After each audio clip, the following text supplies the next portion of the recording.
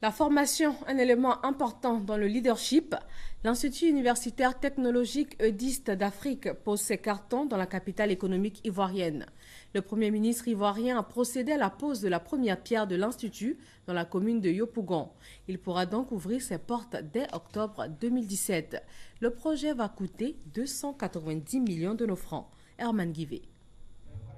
Du noir, du blanc et du rouge, un nouvel institut affichera ses couleurs dans la commune de Yopougon, l'Institut universitaire technologique EDIST d'Afrique. Sa première pierre, le Premier ministre Daniel Kablan-Duncan l'a posée ce jeudi.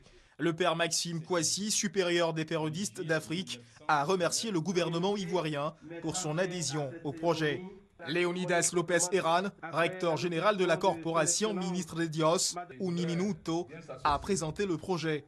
Un projet qui va aider à développer les personnes, les communautés et les régions en Côte d'Ivoire. Un projet qui peut donner éducation de qualité, pertinence, qui emploie la technologie, qui peut être une institution pour les jeunes qui ne peuvent pas accéder peut-être à l'éducation supérieure.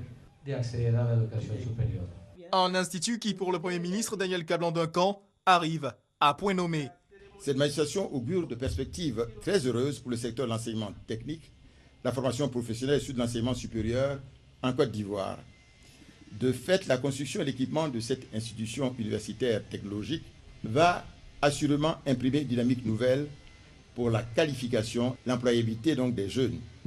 La Côte d'Ivoire est donc reconnaissante au système universitaire Unimito pour la mise à disposition de ces jeunes dans un futur très proche, une institution universitaire performante dans le domaine de l'enseignement technique et l'enseignement supérieur.